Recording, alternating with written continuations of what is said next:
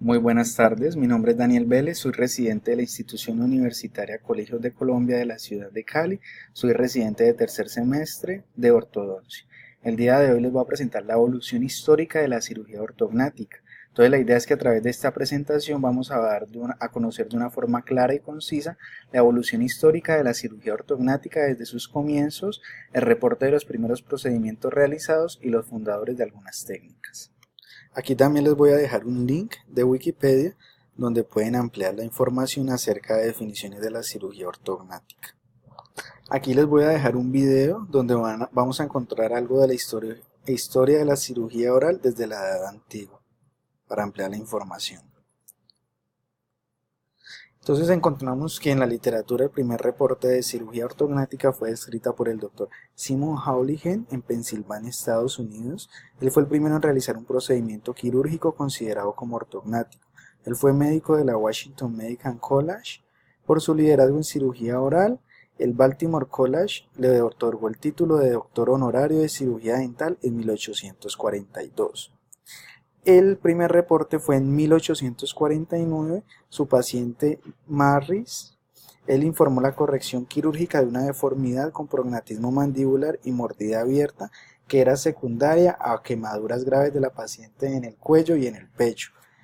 Entonces él eliminó una cuña en forma de V de la sección de la mandíbula anterior a través de una osteotomía subapical y el segmento anterior lo reposicionó con una inclinación posterior y retroceso, y esto fue fijado con ligaduras de alambre.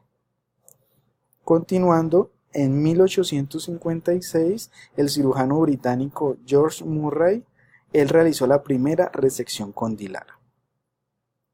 En 1868, el doctor David Williams Shiver, él realizó osteotomía maxilar tipo Ledford 1, pero él todavía no la catalogaba como en la clasificación de Ledford.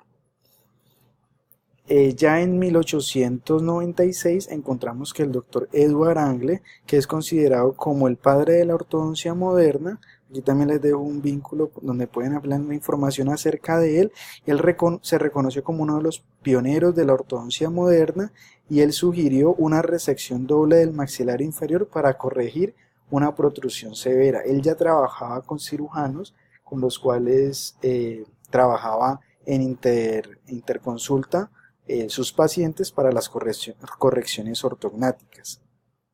Entonces, con el doctor James Whipple, él no se volvió a emprender una cirugía ortognática hasta casi 50 años después. Él operó un paciente que denominaban Mr. K, se realizó una operación para reducir el prognatismo mandibular y él trabajó de la mano con el doctor Edward Angle en este paciente Mr. K.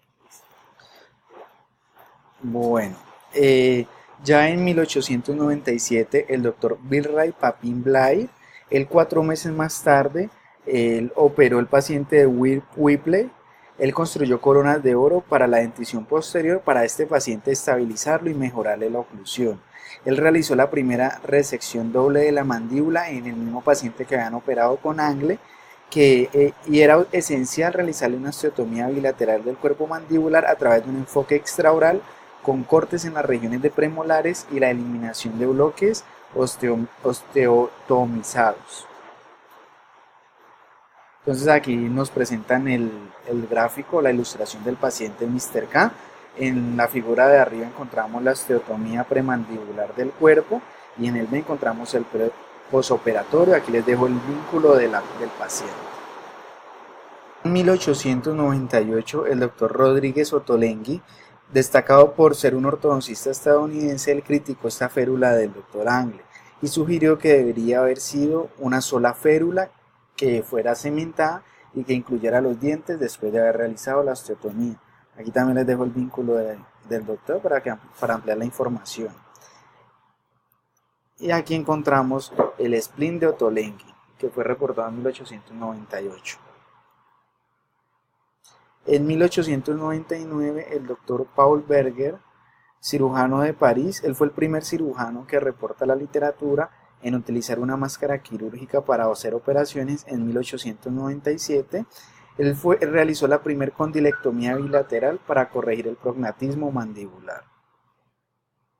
Ya en 1901, el doctor René Lefort, él describió los planos naturales del maxilar y las fracturas faciales, lo que ahora es conocido como la clasificación de Lefort para las fracturas faciales. Él era un cirujano francés.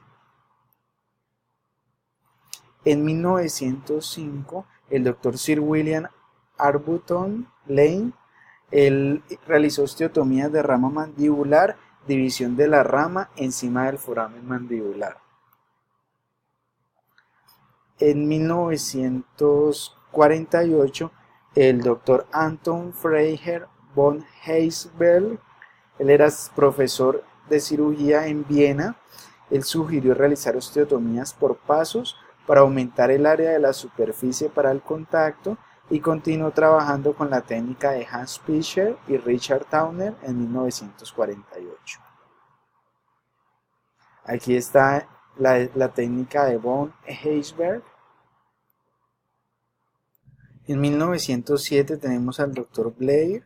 De forma extraoral y usando la sierra de Gigli, realizó osteotomías horizontales entre la escotadura sigmoidea y la língula y se produjo un avance mandibular justo por encima de 9 milímetros. En 1908 tenemos al Dr. Max Balin. Él era de Detroit, Michigan. Él era un cirujano. Él sugirió eliminar los dientes en el sitio de la osteotomía del cuerpo mandibular y lo proponía hacerlo pocos meses antes de realizar la cirugía. Aquí hay una cita textual de él donde él dice: yo recomendaría extraer los dientes necesarios para eliminar la resección primero y luego esperar algunos meses hasta que la herida de la extracción esté completamente cerrada y atrofiado el proceso alveolar en el lugar de la extracción. Entonces el cirujano puede proceder como en nuestro caso, es decir, extirpar una parte de la mandíbula sin entrar en cavidad oral. Aquí tenemos un caso reportado por el doctor.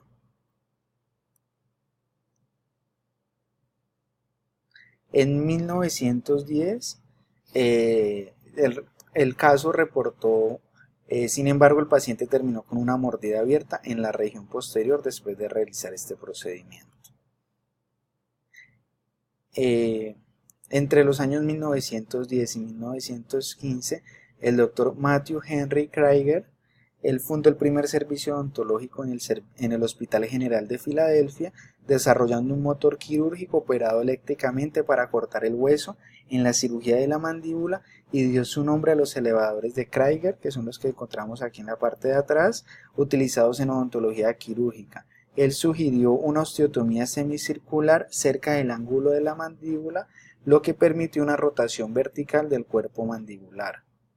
En 1912 encontramos al Dr. William Harshaw.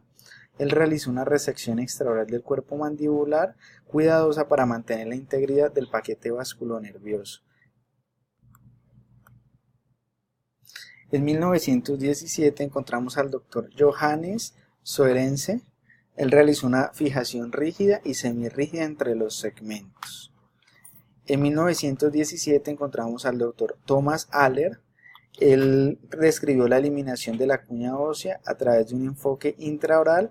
Al final de su trabajo, sugirió que preferiblemente un ortodoncista debe estar asociado con todos estos casos y que el maxilar superior puede necesitar ser ampliado antes de la operación en la mandíbula. Aquí encontramos la ilustración de la técnica descrita por el Dr. Thomas Aller.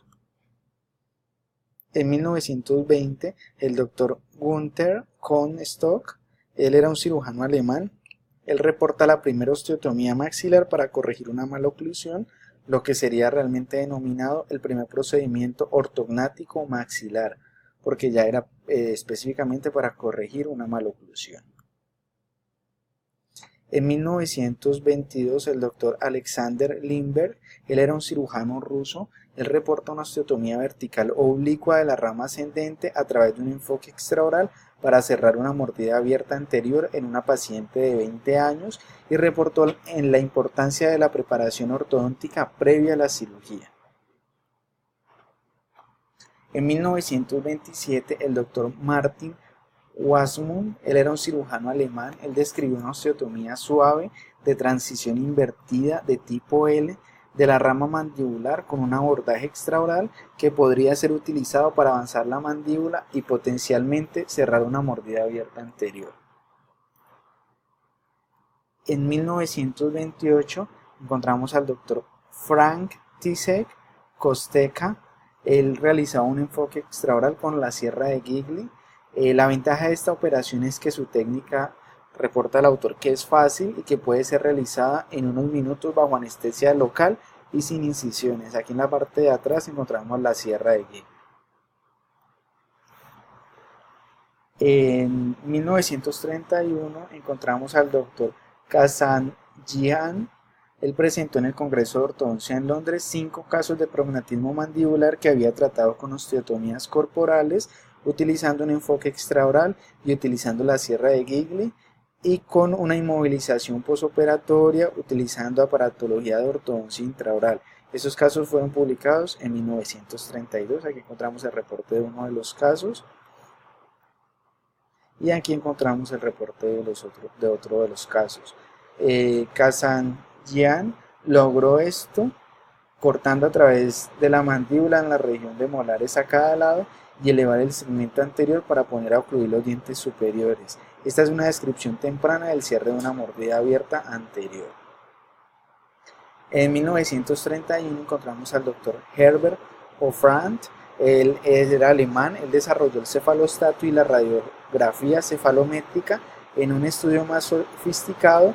Esto fue rediseñado de forma independiente por el ortodoncista estadounidense Holly Broadbent en el mismo año. En 1935 encontramos al doctor Wasmund. Él describió la retracción segmental dentoalveolar del maxilar anterior. Aquí encontramos la descripción de la técnica. La osteotomía alveolar subapical mandibular, originalmente descrita por Hauligen en 1849, no se llevó sino hasta 1936, cuando Hofer describió una osteotomía subapical mandibular para avanzar el segmento dentoalveolar labial mandibular. En 1940 encontramos a Arthur Smith y Johnson. Ellos eliminaron un pequeño rectángulo en la escotadura sigmoidea, seguido de una osteotomía horizontal del cuerpo condilar para retroceder la mandíbula. En 1941 encontramos a Giles. Él realizó una tracción de cemento facial utilizando poleas con peso. En 1942 encontramos a Otto Hofer. Él reporta el primer informe de ginoplastía ósea para aumentar el mentón. En 1953 encontramos a Hugo Lorenz Hofgerser. Él realizó la primera osteotomía de división sagital de la rama. Él es de Austria. Él es considerado como el padre de la cirugía ortognática moderna. En 1954 encontramos al doctor Jas Caldey y a Gordon Letterman. Ellos realizaron una verdadera osteotomía vertical de la rama a través de un enfoque extraoral. En 1955 encontramos a Vic Flicking y a Gordon Frodica. Eran cirujanos británicos y recomendaron el uso de injertos de hueso esponjoso de cresta ilíaca. En 1956 encontramos a John Herbert Howey. Él describió el problema potencial que se puede ocurrir en procedimientos de retracción mandibular con la excesiva redundancia submental. Aquí encontramos una ilustración. En 1957 encontramos a Edward Ambrecht. Él sugirió utilizar hueso esponjoso resecado de hueso de la mandíbula. Aquí encontramos en 1957 a Robert Henry Ivy. Él era de Pensilvania. Él realizó correcciones de asimetría mandibular resultantes de patología condilar. En 1957 encontramos a Giorgio Dal Ponto. Él trabajó con el doctor Owenser. En 1959 encontramos a Heinrich Kohler. Él sugirió una modificación de la incisión de Hofer. Aquí encontramos la técnica descrita. En 1960 encontramos a William Bell. Él suministró sangre al maxilar osteotomizado. En 1960 encontramos al doctor Kazanjian. Él realizó una reducción de la rama con osteotomía horizontal. En 1961 a Hans Luhr. Él realizó fijación con placas. En 1964 encontramos A Gabriel, él realizó la primera distracción osteogénica.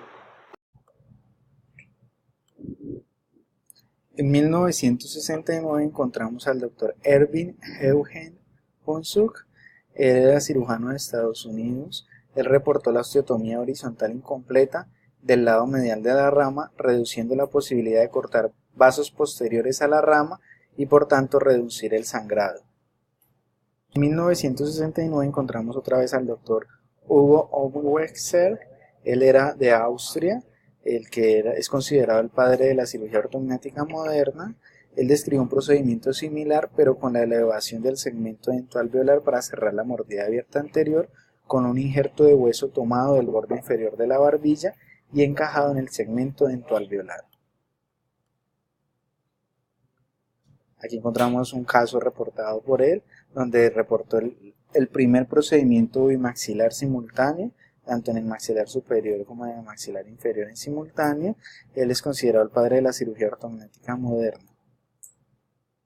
En 1971 encontramos al doctor Joseph Kufner. Él reporta una modificación útil del avance sugerido del maxilar superior tipo Ledford 1 alto. En 1972 encontramos a Maxime Chapin. Él utilizó mini placas para osteotomías Ledford 1. En 1973 encontramos a Henderson y Jackson. Él realizó osteotomías tipo Ledford 2. En 1974 encontramos al doctor Robert Bruce McIntosh. Él hizo un desarrollo adicional de la osteotomía subapical anterior, que fue total de la osteotomía subapical alveolar, que permite la movilización y el posterior reposicionamiento de la totalidad del proceso dentoalveolar mandibular. Muchísimas gracias.